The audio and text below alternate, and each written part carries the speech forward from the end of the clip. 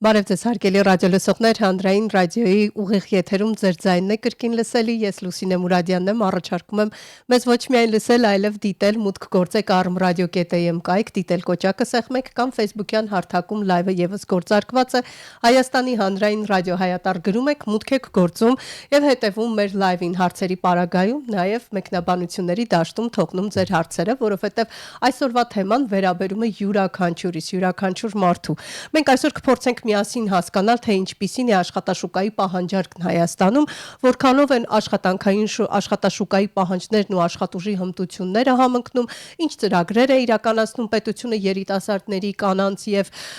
տարբեր սոցիալական խմբերի զբաղվածությունը խթանելու համար եւ առհասարակ ինչպիսին կարող է լինել Հայաստանի աշխատաշուկան առաջիկա տարիներին։ Իսկ մանրամասները ներկայացնելու զրուցակիցս միասնական սոցիալական ծառայության պետի տեղակալ Լիանա Թովմասյանը, բարև ձեզ։ Բարև ձեզ, շնորհակալ եմ հրավերի համար։ Ես եմ շնորհակալ, հատկապես որ բավականին արդիական թեմայի մասին ենք խոսելու, այս թեման թե հետաքրքրում է աշխատանք փնտրողներին կամ մարդկանց, որոնք աշխատանք ունեն եւ աշխատակից են, թե գործատուներին, որովհետեւ մենք տեսնում ենք երկկողմանի համընդհանուր խնդիր առհասարակ, փորձենք նախ առաջ սկզբում հասկանալ, թե ինչպիսին է այսօր Հայաստանի աշխատաշուկայի ընդհանուր վիճակը, որ ոլորտներում է աշխատուժի պահանջարկն ամենամեծը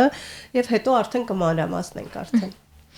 Շնորհակալ եմ հարցի համար, միաժամանակ ոլորտի նկատմամբ հետաքրքրության համար, իրապես շատ կարևոր ոլորտի մասին ենք այսօր խոսելու, ոլորտային խնդիրներին կանդրադառնանք եւ հնարավոր լուծումներին, որոնք ինչպես իրագործվում են արդեն, այնպես էլ պլանավորված են։ Նախ Սիրով ուզում արձանագրել, որ աշխատանքը, զբաղվածությունը եւ դրա նկատմամբ կարեւորությունը մեր նախարարության եւ ծառայության կողմից ռազմավարական առաջին հորիզոնականում է առաջնահերթությունների, որովհետեւ մենք կարծում ենք, որ պետության զարգացումը, այդ թվում եւ սոցիալական ուղղությամբ պիտի հիմնված լինի աշխատող քաղաքացու վրա, եւ մենք պիտի հնարավոր բոլոր եղանակներով պետական աջակցությամբ նպաստենք քաղաքացու մոտ աշխատելու ցանկության ձևավորմանը, նույնիսկ դրա բացակայության դեպքում միաժամանակ նպաստենք նրան իր աշխատանքային գործունեության ընթացքում աշխատանքային իրավունքների պատշաճ երաշխավորման տեսանկյունից։ Դա տնտեսությունը չի զարգանա, եթե չունենանք աշխատողներ։ Այո, իրականում եթե մենք նայենք ցանկացած զարգացած պետության զարգացման պատմությունը, միշտ բոլոր ժամանակներում թիրախային է եղել աշխատանքի կարևորման կոնցեպտը եւ հարգանքը դրա նկատմամբ։ Մեզ մոտ ունենք իհարկե տարիներով ձևավորված խնդիրներ, օրինակ նպաստ համակարգի առնչությամբ, որ քաղաքացիների մոտ ձևավորվել է հարմարվողական վարքագիծ, բայց այժմ էլ մենք գտնվում ենք պիլոտային ծրագրերի փուլում, որ փորձելու ենք գտնել կյանքի դժվարին իրավիճակներում հայտնված քաղաքացիներին, նրանց առավել մեծ աջակցություն տանք եւ թիրախային, բայց նպատակը լինի, որ դա լինի ժամանակավոր եւ որ կարողանանք օգնել աջակցել քաղաքացուն այդ իրավիճակից դուրս գալ դեպի աշխատաշուկա սահուն մուտքը ապահովել։ Այսինքն սովորեցնում եք ձուկ բռնել, այլ ոչ թե ձուկն եք տալիս։ Այո, միանշանակ, որովհետեւ ձուկ ինչքան էլ տանք, դա մի օր վերջանալու է։ Անդրադառնալով այն հարցին, թե ինչպիսին է Հայաստանի աշխատաշուկայի վիճակը այսօր, տեսեք, հաշվի առնելով, որ միասնական սոցիալական ծառայությունը առավելապես աշխատում է աշխատանք փնտրողների եւ գործազուրկների հետ, բայց այն խմբի հետ, որոնք ակտիվ ցանկություն են ունեցել գալ ծառայություն եւ գրանցվել որպես կամ հաշվառվել որպես կամ աշխատանք փնտրող կամ արդեն գործազուրկի կարգավիճակ ստանալ, ըստ այդմ այսօրվա զրույցի համատեքստում պետք է հաշվի առնենք, որ միասնական սոցիալական ծառայությունը ըստ էության գործ ունի ոչ թե ընդհանրապես աշխատուժի հետ, այսինքն ոչ թե Հայաստանի ընդհանուր պոտենցիալ աշխատուժի հետ, որի վերաբերյալ վիճակագրությունը վիճակագրական կոմիտեն է վարում, այլ ակտիվ կարող ենք համարել, ինչու որովհետև ուզում է մենք գործ ունենք այն քաղաքացիներ, որոնք ցանկություն կամ հայտնություն են դրսևորել գալ եւ գրանցվել։ Եվ մյուս կողմից այն գործատուների հետ ենք աշխատում, որոնք էլի համագործակցում են միասնական սոցիալական ծառայության հետ։ Իհարկե, մեր լինելու նպատակն ու ֆունկցիան է ակտիվացնել հնարավորինս այս երկու ուղղությունները, որ եւ պոտենցիալ աշխատուժը ամբողջ ծավալով ներգրավվի, մյուս կողմից էլ այն բոլոր գործատուները, որոնք ունեն թափուր հաստիկներ եւ բնականաբար ունեն կարիք աշխատակիցների, որը այսօր իրականում իրողություն է ցանկացած երկրորդ գործատուի մասին խոսելիս, պետք է կարողանանք ապահովել հնարավորինս բարձր մակարդակի մասնակցություն։ Շատ լավ բան եք ասում գործակցության մասով, որ այստեղ բազաներ կան եւ հնարավորություններ իրար գտնելու նաեւ հետագայում գործակցելու, բայց մենք նկատել ենք մի կարևոր խնդիր, որ գործատուի պահանջարկները եւ աշխատողի հնարավորությունները կամ գիտելիքները բացարձակ իրար հետ որևէ աղերս չեն ունենում եւ այս պարագայում ստացվում է որ մարդը ուզում է աշխատանք գտնել, չի կարողանում գտնել, որովհետև գործատուի պահանջներն են այլ, գործատուն էլ ուզում է աշխատող գտնել եւ չի կարողանում գտնել։ Այստեղ որքան են համընկնում եւ ինչ անել այս խնդիրը լուծելու համար, որովհետև ըստ էության ամենագլխավոր խնդիրը հենց դա է։ Տեսեք, որոշակիորեն բնականաբար ճշմարտություն կա պնդման եւ հարցապնդման միջև, ինչ տեսանկյունից։ Այո, այսօր ունենք գործատուների մեծ բազա եւ մյուս կողմից էլ աշխատանք փնտրող անձանց մեծ բազա, որոնք կարծես թե առաջին հայացքից իրար չեն կարողանում գտնել, բայց մենք որպես ծառայություն հաշվի առնելով որ ակտիվ կտորի վիճակագրությանը տիրապետում ենք եւ ոլորտային խնդիրներին մոնիտորինգ ենք անում, վերլուծություն ենք անում հետագա քաղաքականության մշակման համար փաստահեն ուղղություններ նախանշելու համար նաեւ պետք է արձանագրել հետեւյալը, որ աշխատանք փնտրող անձինք տարաբնույթ մի կողմից խոսենք այս մասին, հետո գործատուների մասին, տարաբնույթ խնդիրների են բախվում, մասնավորապես ենթադրենք կարող է անձը կրթություն ստացած լինել օրինակ 30 տարի առաջ, երբ աշխատաշուկան լրիվ այլ էր, պահանջները տրամաբանորեն լրիվ այլ էին եւ նրան բնականաբար աշխատանքի հարկավոր այսօր եւ հակառակը կարող է լինել երիտասարդ կադր, ով նոր է ավարտել համալսարանը,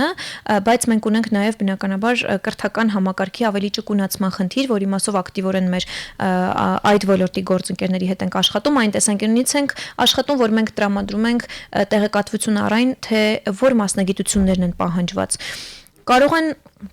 խնդիրներ լինել նաև այն տեսանկյունից, որ օրինակ անձը բնակվում է MPC համայնքում, որտեղ առկա է տրանսպորտի խնդիր, կարող է անձը ցանկանալ աշխատել, բայց ունենալ ենթադրենք մանկահասակ երեխաներ, ժամային գրաֆիկի սահմանափակում ունենալ, կամ ունենալ ենթադրենք հաշմանդամություն ունեցող ընտանիքի անդամ, որին խնամք է պետք։ Խնդիրները տարաբնույթ են, բազմավեկտոր են։ Այս խոսեցինք աշխատանք փնտրողների մասով, գործատուների մասով։ Գործատուները նույն գործատուն ենթադրենք, նույն ոլորտում գործունեություն ծավալող 10 տարի առաջ նույն գործի համար այլ հմտություններով աշխատող էր պահանջում, ինչ այսօր, որովհետև այսօր մենք գտնվում ենք արհեստական բանականության դարում։ Նույն աշխատանքը ենթադրենք ինչը կարող էր անել աշխատողը 10 տարի առաջ կամ 3 աշխատող դա կարող էր անել, այսօր կարող է անել 1 աշխատող եւ մի է օգնական։ Բնականաբար այսօր պահանջների առաջին հորիզոնականում օտար լեզուների իմացությունն է, փափուկ հմտությունների իմացությունն է, որը տրամաբանորեն գործատուն չի կարող ամեն ավագ սերնդի ներկայացուցիչից պահանջել։ Այսինքն մենք ունենք ոչ միայն հենց այնպիսի խնդիր, որը հատուկ է մեր պետությանը, այլ համաշխարհային աշխատաշուկան այս առումով մեծ ռեֆորմների առաջ է կանգնած։ Իհարկե, ռեֆորմիստական, այսպես անցումային դարաշրջանում ենք մենք գտնվում, որովհետև ներկայիս օրերում զարգացումները շատ արագ են ընթանում։ Դրա համար այո, պետք է արձանագրենք, որ երկու կողմից էլ շահառուների այսպես ասած երկու ուղղություններից էլ խնդիրները բազմազան են։ Մենք էլ որպես ծառայություն փորձում ենք այս խնդիրների մասով հնարավորինս թիրախային պետական աջակցության ծրագրեր ձևավորել, որ կարողանանք հնարավորինս մեղմել իրավիճակը։ Մենք ծրագրերին հիմա կանդրադառնանք, բայց կուզեի իմ կողմից էլ մի բան ավելացնել, որ հաճախ հայտարարություններում մենք նկատում ենք մի հետաքրքիր տենդենց, գործատուն մեկ հաստիքի տակ գրում է պահանջվող, հա, ինչ է պահանջվում աշխատակցից, երբ կարդում ես այդ պահանջները այնքան շատ են, որ հասկանում ես, որ մեկ հաստիքի տակ 3-4 աշխատողի պահանջ է այնտեղ ներկայացված, բայց ցանկանում են նաև վճարել ընդամենը մեկ հաստիքի համար, այստեղ կարծես թե խնդիրները շատ են ի հայտ գալիս, նաև չմոռանանք, որ մեր կրթական համակարգում գուցե շատ ավելի բարեփոխումներ են անհրաժեշտ այն առումով, որ ավելի արդիականացված լինի կրթությունը, որ հետո երիտասարդը ինստիտուտն ավարտելուց հետո չբախվի խնդիրների, այսինքն 5 տարի ժամանակ է ծախսում սովորում է, հետո պարզվում է այդ գիտելիքները իրան պետք չեն գալու իր աշխատանքում։ Այստեղ գլոբալ լուրջ խնդիր կա, AI մասնակցությունը ցավոք արդեն իրականություն է եւ կարող ենք մի բան հստակ ասել։ Մասնագետներից շատերից եմ լսում, որ ասում են շուտով գուցե պարտադիր չլինի աշխատելը։ Եվ մասնագիտությունները որպես այդպեսին կարող են ավելի թվացial դառնալ, կշահեն նրանք, ովքեր ճկուն են։ Այո, եւ ովքեր կարողանում են օգտագործել դարաշրջանի տրամադրած գործիքակազմը։ Այ դա է պետք սովորել, ինչպես օգտագործել գործիքակազմը, ոչ թե ընդդիմանալ դրան։ Չէ, անիմաստ է ընդդիմանալը, եկեք անդրադառնանք նաեւ ծրագրերին, ուզում եմ հասկանալ զբաղվածության ինչ արդյունքներ եք գրանցել եւ ինչպիսի զբաղվածության ծրագրեր եք իրականացնում, դուք ասացիք փորձում եք այդ հարցում օգնել։ Այո։ Տեսեք, Աշխատանքի եւ սոցիալական հարցերի նախարարությունը միասնական սոցիալական ծառայության միջոցով իրականացնում է պետական աջակցության ծրագրեր։ Մեր տրամաբանությունը ծրագրերի իրականացման եւ նախագծման եւ հաստատման հետեւյալն է։ Պետությունը պետական բյուջեից միջոցներ ծախսում է այն թիրախային ուղղություններով, որտեղ հատկապես տեսնում ենք խնդիր եւ որտեղ խոցելի խմբեր ունենք, եւ այդ խոցելի խմբերին թիրախային աջակցության միջոցով ենք փորձում մեղմել աշխատաշուկայում արկա եւ իրական ռիսկերը։ Օրինակի համար այժմ կնշեմ 2025 թվականի տվյալները, ունենք 7-8 գործող ծրագիր այս պահին, որոնց հերթով անդրադառնանք շատ կարճ։ Առաջինը Լեռնային Ղարաբաղից բռնի տեղահանված անձանց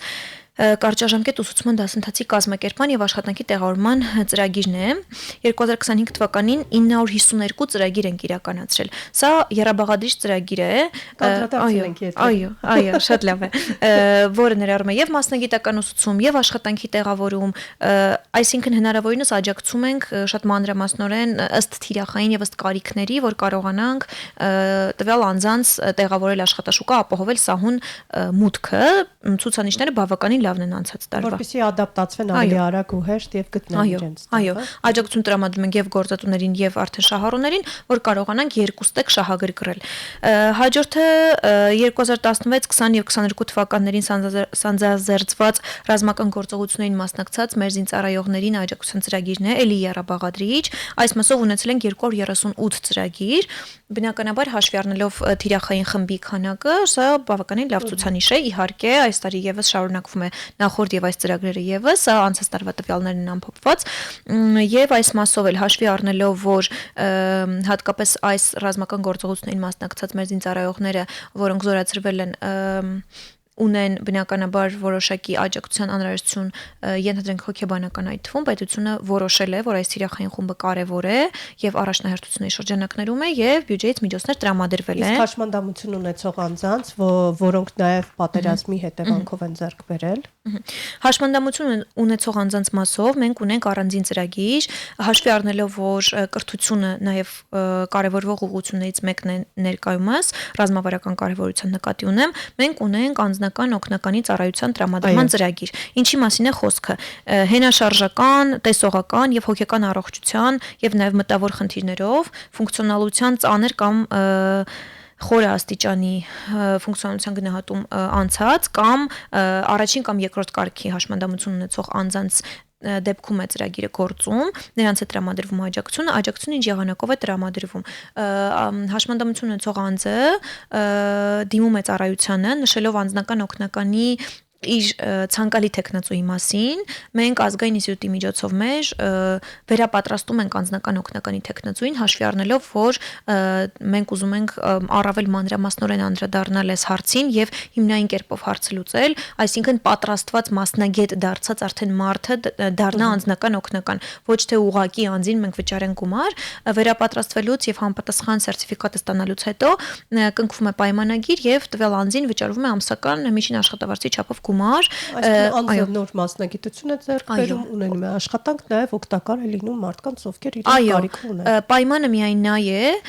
որ նշածս շահառուն պետք է կամ աշխատի կամ սովորի։ Սա էլ նպատակային է, որովհետև մենք ուզում ենք շահառուներին հնարավորինս ապահովել սահուն մուտքով աշխատաշուկա, եթե դեռ աշխատաշուկայի տարիքի չի հասել օրինակ, անձուսանող է, բնականաբար ուսումնական հաստատությունում, որովհետև այնտեղ եւս պետք է աջակցություն, ենթադրենք համասանում է սովորում իջնել, բարձրանալ, դասեր անել, պատրաստել, սոցիալիզացվել, այսպես ասած։ Այսինքն սա եւս մեկ անգամ գալիս է հաստատելու այն պնդումը, որ պետական ծրագրերի իրականացումից մենք բոլոր բաղադրիչներին առանձին անդրադարձ ենք կատարում եւ հատուկ մշակում ենք այնպիսի ծրագրեր, այսինքն սա ինքնանպատակ չէ, որ սովորող կամ աշխատող շահառուների համար է ծրագիրը։ Մենք խրախուսում ենք սովորելը եւ աշխատակը։ Իհարկե, եւ ասում ենք պետությունը ձեր կողքին է, հնարավոր բոլոր եղանակներով այս process-ում որ օգնենք։ Հաշմանդամություն ունեցող անձանց հետ կապված ես նաեւ տեղյակ եմ, որ պետությունը որոշակի առավելություններ է տալիս այն գործատուներին, որոնք իրենց մոտ աշխատանքի կընդունեն հաշմանդամություն ունեցող անձանց, բայց կարծես թե այդքան էլ շահագրգռված չեն ու չենք տեսնում ավելի ակտիվ պատկեր, ճիշտ է իմ մտավախությունը, թե ոչ։ Տեսեք, վիճակագրական տվյալների ուսումնասիրությունը որոշակիորեն փաստում է այդ մասին, բայց նաև ցանկացած թվացial խնդրի մասին խոսելիս մենք պետք է հաշվի առնենք նաև այդ խնդիր ասվածի, եթե դա խնդիր կարող է լինել, ձևավորման օբյեկտիվ հիմքերը։ Տրամաբանական է, իհարկե, շատ գործատուներ օրինակ չունեն հարմարեցված աշխատանքային պայմաններ հաշմանդամություն ունեցող անձանց համար, եւ տրամաբանական է, որ ինչքան էլ բարի ցանկություն ունենան այս շահառուների խմբին եւս իրենց աշխատակիցների շարքում տեսնելու օբյեկտիվ հնարավորություն չունենա։ Կարող է լինել այնպիսի օրինակ արտադրություն, որը ինքնին հնարավորություն չտա այս խնդիրներ ունեցող անձանց դարձնել աշխատակից։ Այսինքն շատ խորապես պետք է ուսումնասիրել վիճակագրությունը։ Եթե ուղղակի թվերին նայենք, այո, կարող ենք այդպիսի պնդում անել, բայց հենց սրա համար էլ պետությունը փորձել է լրացուցիչ եւս մեկ սոցիալական ծրագիր ունենալ, որ ավելի շահագրգռի գործատուներին, մենք նաև մեր հանդիպումների ընթացքում գործատուների բնականաբար այս հարցը բարձրացնում ենք եւ ուղենշում ենք նրանց մեր համար կարևոր ուղղությունները, այդ թվում եւ այս ուղղությունը։ Որպեսի ժամանակ խնայենք ծրագրին առանցին անդրադարձ չկատարենք, միայն անդրադարձ կատարեմ նաև մեր նոր ծրագրին, որը երկուշաբթի օրվանից մեկնարկում ենք, Լեռնային Ղարաբաղից տեղահանված անձանց ինքնազբաղվածության ծրագիր ենք մեկնարկում, որը մի շարք պայմաններ ունի մասնակցության, պետք է բնականային աջակցության հավաստագիր ստացած եւ իրացրած շահառուներ լինեն, զբաղված չլինեն վերջին 3 ամսում, հարկ վճարած չլինեն, այսինքն աշխատող չլինեն եւ մի շարք այլ պայմաններ վերաբերելի, օրինակ համար սովորող չլինեն, զինծառայող չլինեն, այսինքն անձինք, ովքեր իրականում հնարավոր է, որ կարողանան եւ իրատեսական է ինքնազբաղվածության մեր ծրագրի միջոցով կարողանան իրագործել այն գաղափարը, որի համար դիմում են։ Ինչու՞ն է կանում ծրագրի տրամաբանությունը։ Մենք ընտրելու ենք բիզնես ուսուցում եւ ուղեկցում իրականացնող 3 տարվա առնվազն 3 տարվա փորձառություն ունեցող ընկերությունների, որոնց հետ համագործակցելու ենք եւ շահառուներին այս մեր իմ նշած ֆիլտրելու ենք, շահառուների ցանկ ենք ունենալու, հանդիպեցնելու ենք այսպես ասած երկու խմբերին, բիզնես ուսուցում իրականացնողները ընտրելու են իրենց համար իրենց մասնագիտացված ուղղությամբ, այսպես ասած եւ որ շահառուի ցանկությունը համընկնի մասնակիցներ, սկսելու են բիզնես ուսուցում իրականացնել, որի համար մենք 300,000 դրամ վճարենք, առավելագույնը 300,000 դրամով վճարելու ենք բիզնես ուսուցում իրականացնող կազմակերպությանը։ Իրենք միասին աշխատելու են, բիզնես ուսուցումը մինչև 3 ամիս ժամկետով լինելու է, որի արդյունքում նաև մշակելու են իրենք միասին բիզնես գաղափար են մշակելու, ներկայացնելու են մեզ։ Բիզնես գաղափարը բնականաբար հաստատվում է, որից հետո հաշվի առնելով, որ էլի մեր նպատակը իրականում աշխատող մեխանիզմ ստեղծելն է,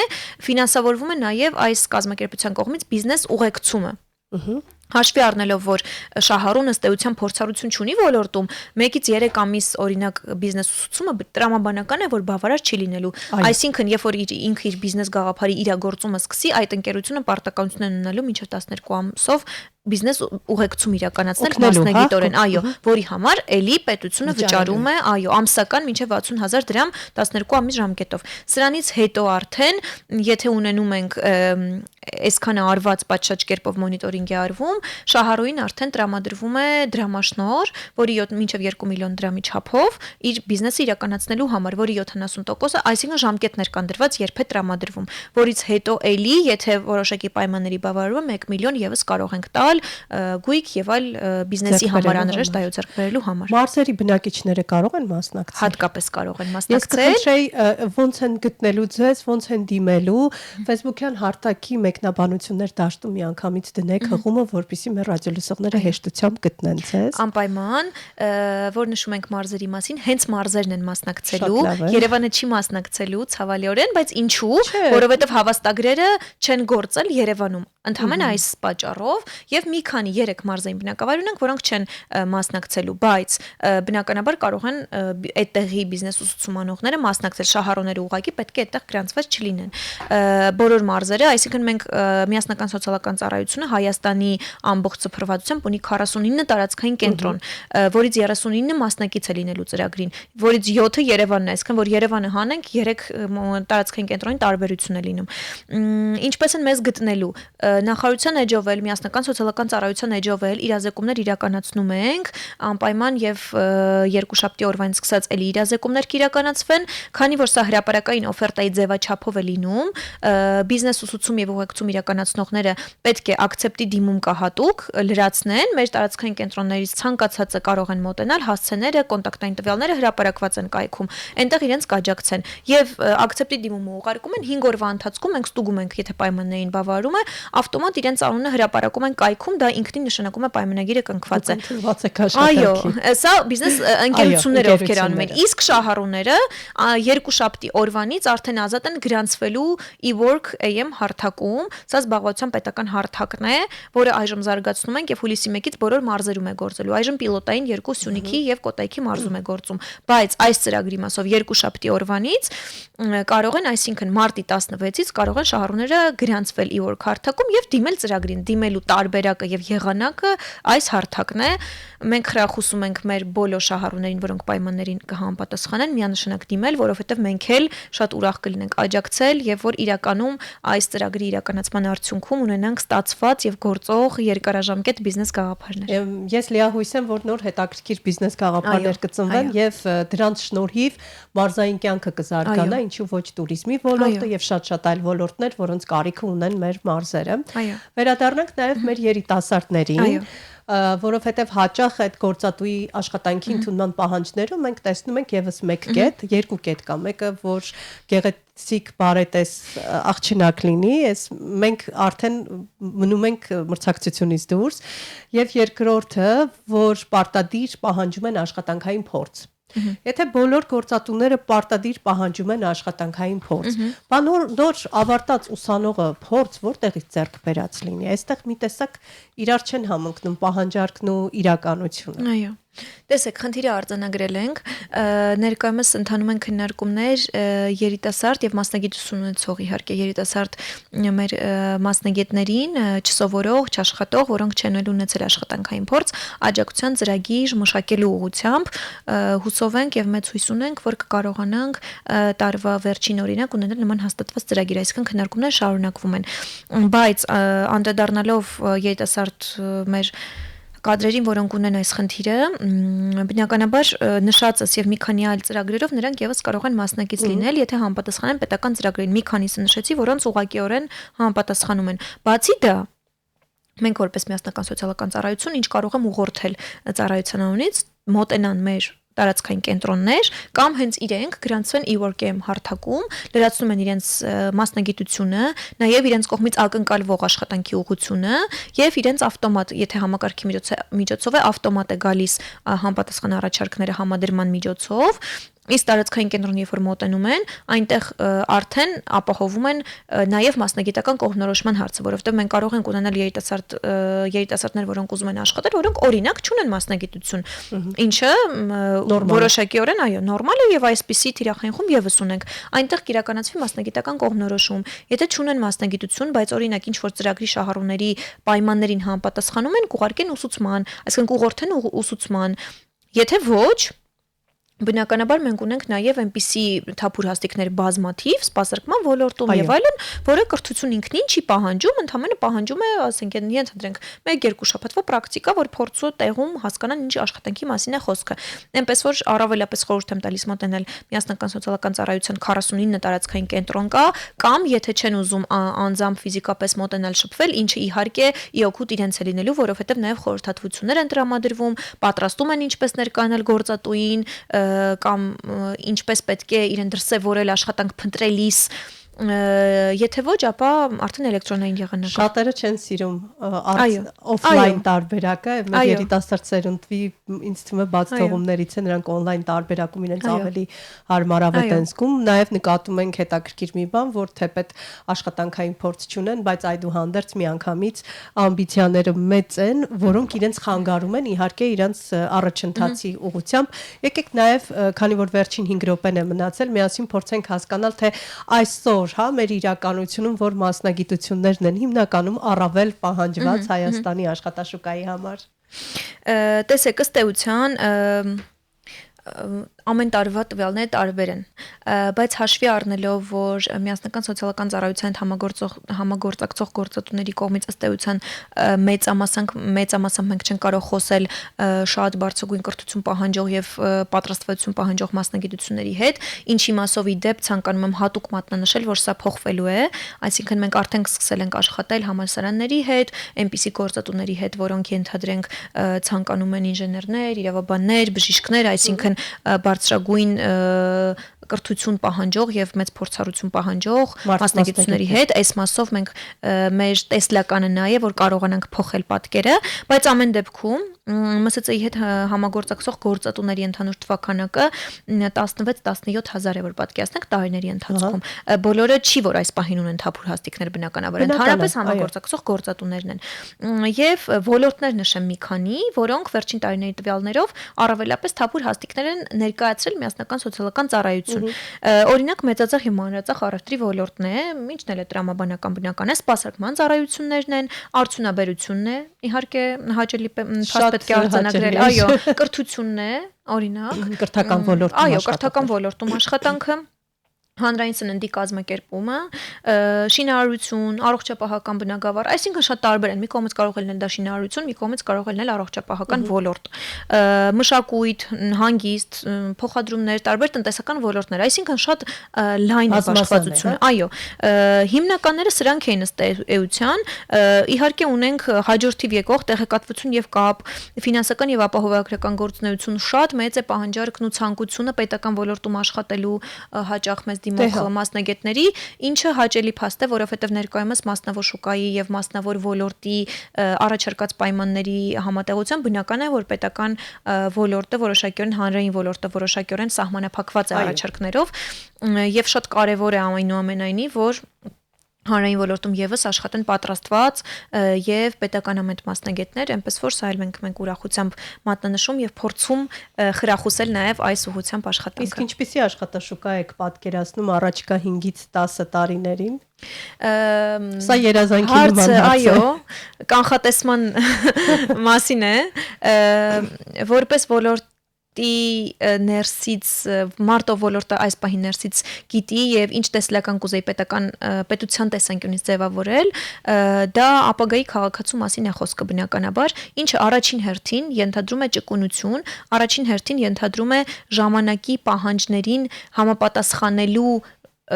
կարճ ժամանակահատված պահանջող մասնագետ, այսինքն ենթադրենք 5 տարի առաջ ինչպես խոսեցինք AI-ից, դա այնքան էլ կարևորություն չուներ, բայց վերջին 2-3 տարիներին տեսնում ենք, որ առաջին անհրաժեշտության գործիք է դարձել։ Շատ արագ մտավ։ Այո, պետք եւ այո, մեր ժամանակաշրջանի առանձնահատկություն նրանում է, որ ցանկացած նորամուծություն շատ արագ է մուտք գործում եւ արագ է զարգանում։ Պետք է կարողանանք ապահովել հնարավորինս ճկունությունը եւ արագությունը, multitasking ասված, այսինքն միաժամանակ մի քանի գործ կարողանալ անելը, լեզուներին տիրապետելը եւ այլն, այսինքն ինչ ենք երազում, իհարկե պահպանելով դասական մասնագիտությունների կարեւորությունը, որովհետեւ իմ անձնական կարծիք հանգում է նրան, որ առանց դասական մասնագիտությունների ամեն դեպքում աշխարհը չի կարող գոյություն ունել եւ առաջ գնալ, այո, դա այն պարտադիր նվազագույն անհրաժեշտն է, որը պիտի ունենանք եւ պիտի որակապես բարձր ունենանք։ Նաեւ կան հարակից մասնագիտություններ, ինտերնետային տիրույթի հետ կապված բնականաբար, որը եւս պետք է կարողանանք ապահովել, այսինքն իմ երազանք աշխատաշուկայի մասով դա հնարավորինս բազմավեկտոր զարգացած, հնարավորինս առաջադեմ եւ հնարավորինս ճկուն զարգացման միտում ունեցող, այո, աշխատաշուկան է։ Շնորհակալ եմ ձեզ, ես հույս ունեմ, որ ձեր նշած հիմնական բազային կրթությանը զուգահեռ նաև փաստորեն ստացվում է, եթե ուզում ես լինել աշխատունակ, հա, լավ պահանջված աշխատող, ապա պետք է տիրապետես նաև շատ ընդհանուր գիտելիքների, որոնք քեզ կօգնեն ադապտացվել ու շատ արագ ճկունանալ ու կարողանալ միաժամանակ մի քանի աշխատանք կատարել, բայց դրա համար էլ գործատուները պիտի վճարեն։ Ամեն ինչ այս կյանքում փոխադարձ է։ Շնորհակալ եմ ձեզ հետաքրքիր զրույցի, ես ավելի շուտ կասեի արդյունավետ զրույցի համար։ Ես լիահույս եմ, որ մարզերում հատկապես բնակվող մեր հայրենակիցները ակտիվ կլինեն եւ միանգամից մուտք կգործեն ձեր ասած տարբերակներով եւ կփորձեն լինել ակտիվ եւ օգտվել ընձեռված հնարավորությունից։ Հիշեցնեմ, հարգելի ռադիոլսողներ, իմ զրուցակիցներ միասնական սոցիալական ծառայության պետի տեղակալ Լեանա Թովմասյանը, լինենք ճկուն, ամեն ինչ անենք, որպեսզի միշտ լինենք պահանջված մասնագետ։ Ես Լուսինե Մուրադյանն եմ, առաջարկում շարունակել հետևել Հանրային ռադիոյի աշխատանքին, հաջողություն։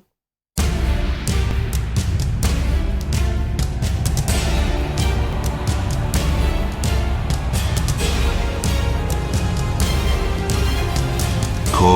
ձայնը